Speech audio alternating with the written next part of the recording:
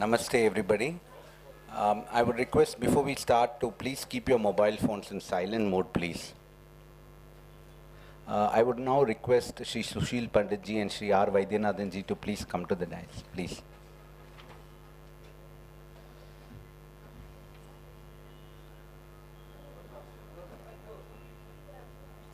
Pat.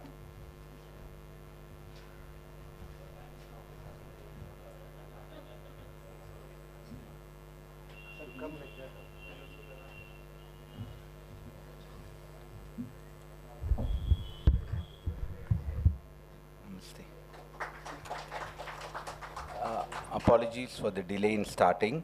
I would now request Shri R.Vaidyanathan ji to kindly give the memento to Shri Sushil Modi ji, to Sushil Pandit ji, sorry. Modi is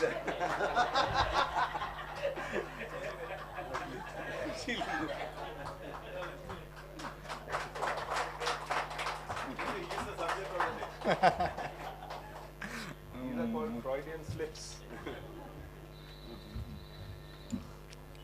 Respected Shri Sushil Modi ji, Shri R. Sorry again. Sorry. Faupa again.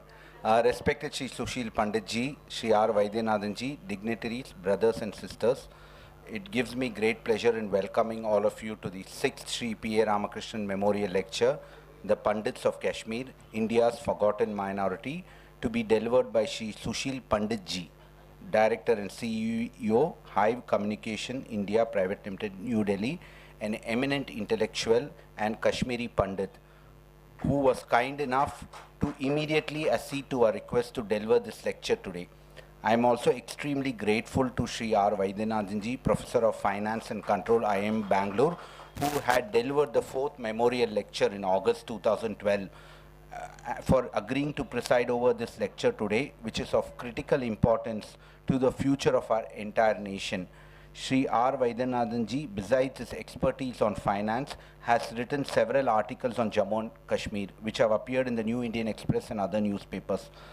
We have always strived to invite the very best of the intelligentsia like Colonel Anil Athale ji, Dr. C.I. Isaac, Shri Michel Danino ji, Shri Rajiv Srinivasan ji, Shri R.Vaidyanathan ji, Dr. Devdutt Patnaik ji, and last year Shri Bharat Karnat ji, and this year is also no exception. I consider it a great privilege and honor to have Shri Sushil Pandit ji, whom I had the opportunity to hear during the recently held World Hindu Congress at New Delhi in November 2014, to deliver the 7th lecture dedicated in memory of my late father, Shri P.A.Ramakrishnan ji, whose contributions as an industrialist and social worker are so immense that it cannot be described merely in words. I would request Shri R.Vaidyanathan ji to give his introductory remarks, and thereafter Shri Sushil Pandit ji would share with us his personal experience on the genocide of nearly 500,000 Kashmiri Hindu Pandits, which occurred on 19 January 1990, and recently dubiously completed 25 years. Unfortunately, our collective conscience has been hammered in our nation to remember only 6th December 1992, but 19th January 1990 has no place in our conscience. So I would request Shri R.Vaidyanathan to deliver the introductory remarks, and thereafter Shri Sushil Pandit ji would deliver the memorial lecture. So please.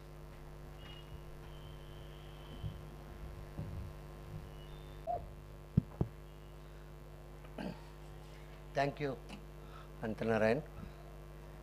Thank you at the outset, Sushil Pandit, for coming all the way from Delhi to provide this,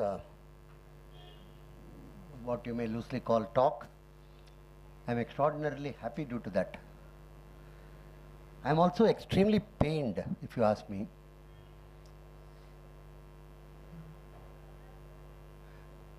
Unbelievably pained that in our country we must have a talk at all like this. This speaks volume about our collective consciousness and our civilization. No other part of the world you will have such a large number of people thrown out from their location, uprooted from their surroundings, denied their temples, denied their places of residence, and it doesn't matter whether this government or that government, no government bothers about them, and society at large has been off and on telling something, that's all. They have become now, very, very sorry to say, some sort of a footnote to the, sort of our history. A small group of terrorists in the valley could literally take 1.25 billion people of this country to blackmail. This is unheard of, actually. If you look at anywhere in the past 2000 years of history, very small group, maybe a lakh and more plus. The entire country has been kept under the thrall, under the system of them. So from that point of view, this story needs to be revisited, retold, and let us be very clear, we cannot be comfortable with our culture or civilization unless and until every one of them is back to their location, back to their properties, back to their traditional way of living, culture and moorings. This is extremely important. They may be doing well outside because after all they are not what one can loosely call the lowest category of literate or anything like that. They can survive anywhere in the world, but that's not the issue. There is a significant amount of difference between on your own violation. You would like to go to some other location, seek job opportunities and survive. Second is to be thrown out from your place. And whatever little I heard, whatever little I have interacted, it's a very sad and tragic story. From the mosque, it was being told, you better leave. And sometime it was told, you leave, but leave your woman here. It's a very, extraordinary amount of tragedy. And unfortunately, we have a bunch of what you may loosely call the left liberals or whatever it is, who propagated that, no, they left on their own, and then it was blamed on Jagmohan, it was blamed on everything else under the solar system, under, everything, other than the actual culprits. It's something like, that famous, I met him once and I asked him, how could you do that in your, keep your right hand on your heart and tell me? He laughed at me. Mr. Banerjee, he was a justice who created a report for Lalu Prasad Yadav to say that 59 pilgrims traveling in a train poured kerosene on themselves. Only in India you can write a report like that and get away with it. And that became a internationally accepted thing. How did they die? No, they just poured kerosene on them and then they mass suicide. There was no external agency, nothing. There was no. Why would a bunch of 50 women and children do that? for that explanation. Nobody has, in any other country, he should have been, along with the minister, taken to task and incarcerated inside the jail for at least 50 years. So we have, we have become sort of immune. We have become totally what one can call absorbing all these things. And this is a story which saga of pathos, actually, from the northernmost tip of the country. But as it always happens, we may not be able to provide any conclusion for this tragedy. But it's quite possible the evolving global situation being such that, that war in Yemen and Nigeria situation, Saudi Arabia getting into the war, and then Pakistan sending its own army. All these, what you may loosely call, the word one can use is auto-cannibalism. Auto-cannibalism of the, the global jihadis could provide a certain amount of clues and solution for their situation. But unless and until it is done, we cannot claim ourselves to belong to a civilization and a culture of more than 1500 years in terms of legacy on our shoulders. We have to live with this guilt. We have to live with this sense of grief, and we have to live with this sense of impotency, that it could take place amongst our midst, and we have done nothing. We collectively, the government, the political leaders, nobody else, except for, So this collective guilt and collective sense of shame will be erased.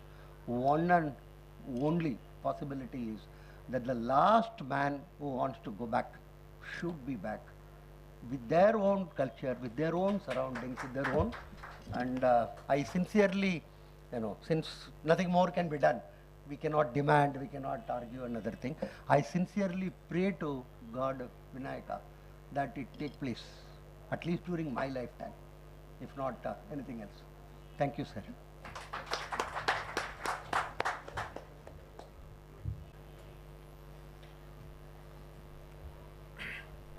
Vanakkam, Namaskar.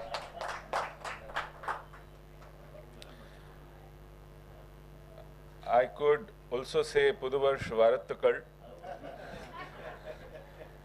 because today is the Dashmi, where I come from in Kashmir. The new year begins on the Pratipada of the Chaitra Mas, Shukla Paksh. In this place, of course, we have to wait till the Baisakhi for Puduvarsh to begin, because here the solar calendar is followed. Suryamana, we follow the lunar calendar, Chandramana Panchang. Yes, Yugardi and Gudi Parva.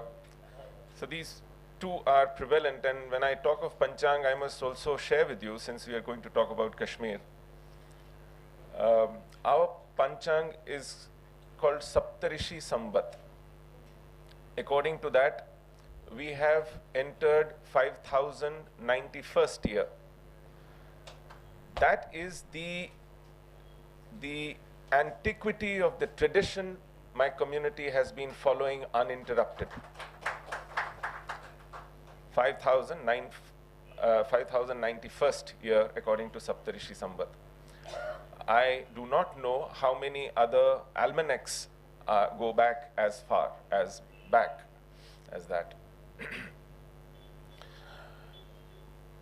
First of all, I am very grateful to Anantji, to the body here,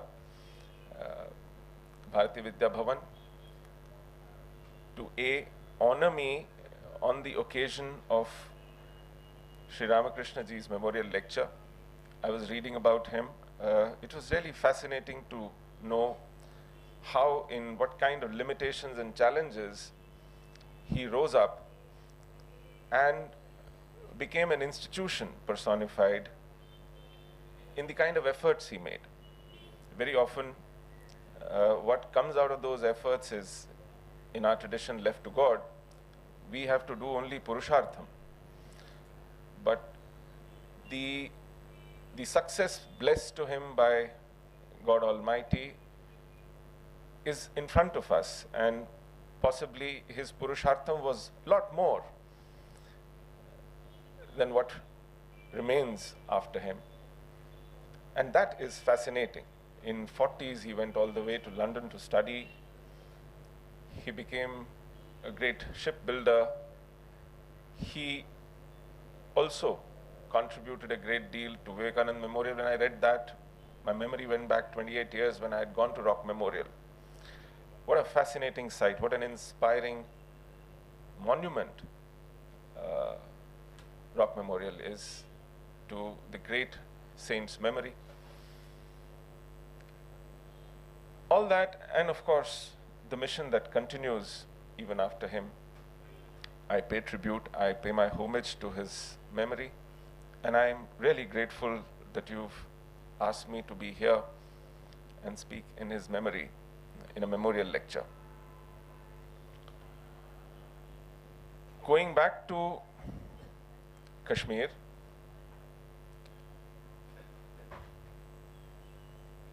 this is widely believed that, and that is what gives us the guilt, that we are somewhere in an alien territory trying to hold it, and that we don't belong there. In fact, the conduct of our governments, successive governments, seems to betray that kind of guilt, that kind of self-loathing, that probably we don't belong there. We are trying to stay put there like intruders, like imposters. Saptarishi Samvat in itself is an evidence of how far back we existed there then. There is also a history of Kashmir, and I'd like to spend some time sharing these details with you, because to my utter shock, when I found those details, I was well in my 30s. These were not told to me as I was growing up, as I was studying. In my education system, in my textbooks, the teachers I came across, the schooling I went through, none of it ever was told to me. And later when I found out, I mean, it was, it felt as if it was nothing short of a conspiracy to deracinate me, to keep me disconnected from my roots, and not to let me know as to who I am. I go back to a Puran called Nilmat Puran. Nilmat Puran starts with a conversation. This conversation is between Raja Janmejaya and Rishi Vaishampayan. I talk of Rishi, I'm reminded I'm in front of so many elders, I must do my traditional Abhivadeya. Abhivadeya, Rishi Vashishtha, Rishi Aindriya Pramada, Rishi Bhadrava Savya Pravaranvita Upamanyu Gotra, Logakshi Graha Sutra Kathak Shakha, Krishna Yajurveda Adhyayi, Sushil Sharma Nama Asmi Bhoh. So that was Rishi Vaishampayan, who was the foremost disciple of none other than Vedavyas himself. And Raja Janmejaya was the great-grandson of Arjuna, grandson of Abhimanyu, son of Parikshit. That Raja Janmejaya asks Rishi Vaishampayan that when armies from across the country came to participate in Mahabharata, why were the armies of Kashmir missing? That far back it goes. So Rishi Vaishampayan says that the armies of Kashmir did not come to participate in Mahabharata because Kaurava and Pandavas decided together that we will not invite the armies of Kashmir, because the regent of Kashmir, the king of Kashmir at that time, was juvenile, was not an adult. And the morality of war at that time prevalent was that underage, juvenile soldiers were not permitted to fight. And then the king had to decide as to on whose side he would fight and so on and so forth. So both had decided that it is not proper to call the king of Kashmir to participate. So the question was, why was he juvenile? And the answer is that, and it's a fascinating story.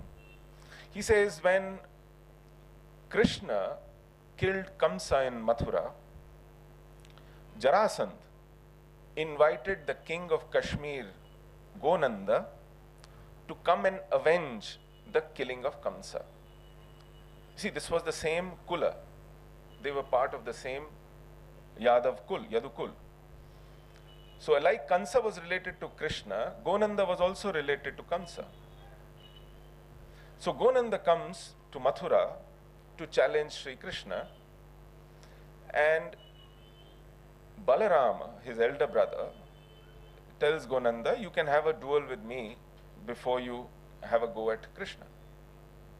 And Gonanda slays him in that duel. So Vaishampayanji says that after the death of Gonanda, his younger brother Damodara became the king. When Sri Krishna was going to Gandhar for a Swayamvar with Satyabhama, Gandhar and Kashmir was the same Janapad. It was called Kashmir Gandhar Janapad. So then King of Kashmir Damodara thought that my elder brother was slayed by his elder brother. It is my opportunity to challenge him to a duel. He's in my territory, and vanquish him. And he challenges Sri Krishna to a duel and in turn gets slayed. Now when there is no king left in Kashmir, the entire Yadukul asks Sri Krishna to annex the kingdom and merge it with his own. Another morality of war comes up and he says, no, that's not how our Rajniti permits. The kingdom must belong to the right inheritor, the heir. He says, but there is no heir. He said, no, there is an heir. He is in the womb of the wife of Damodara. And Sri Krishna himself anoints his widow Yashomati to be the regent of Kashmir. He does the Rajyabhishek himself. And when Yashomati gives birth to a son, he was called Gonanda II. That Gonanda II was still a juvenile and could not come and participate in the war. This is what Nilmat Puran tells us about Kashmir from the Mahabharata period. And there is an uninterrupted line of kingdoms. It also goes back in terms of the very origins of Kashmir. Very fascinating story again. Kashmir was supposedly a large, huge reservoir of freshwater high mountain lake, which was called Satisara. This was the place where Sati herself would come and enjoy in the water sports. She would perhaps come there vacationing or picnicking or whatever. This Satisara, which is why Kashmir is also called the embodiment of Uma. This Satisara once had a demon overflying, and he saw Sati in water, swimming or whatever, and he felt the desire for her, and the drops of his lust fell in that Sarovara, which gave birth to, and this is the legend, to a asura called Jalodbhava. This Jalodbhava would create a lot of problems for all the saints and tapasvis who were on the hillocks surrounding the Satisara. He would come, throw dead animals in their Havan Kund or disturb their tapasya or whatever, which is when it was decided that we would request Rishi Kashyapa to come and deliver us from this. Rishi Kashyapa at that time on his globe-trotting mission was perhaps at Haridwar.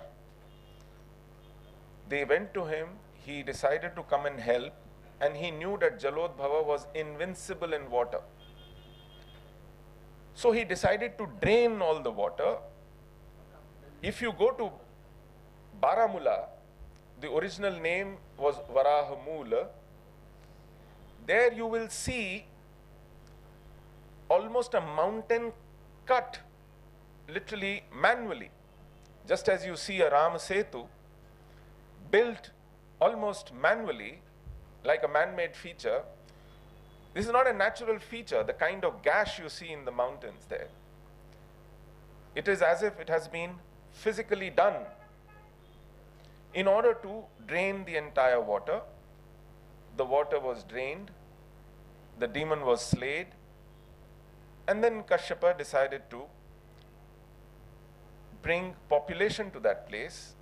And since this was Sati's Pradesh, he brought Naga, Kinnara, Gandharva, Yaksha, Pishach. It was a very pluralistic society. He got all kinds to populate that place, and that's how Kashmir was started. So they said that now that you've created, you built a township, now who will run this? And they said, fine, since you've done this, Rishi Kashyapa, your son Neel will be the first king. And that's how Neelmat Puran begins with the first king Neel of Kashmir. And then Kalhana, when he wrote his Raj Tarangini, he starts from the first king Neel. Raj Tarangini means the river of kings. Tarangini means river and Raj means the king.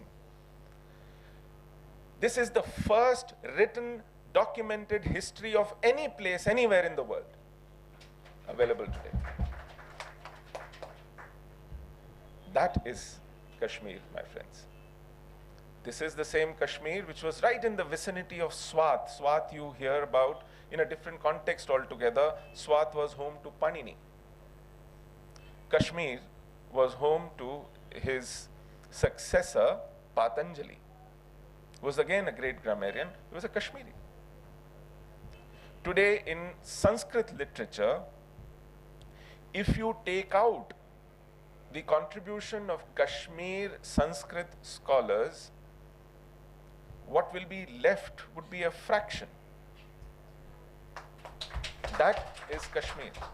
Especially the aestheticians, whether it is Abhinav Gupta, Mammata, Lolata, Kayyata, Ruyyaka, Bhatta Lolata, they all came from there.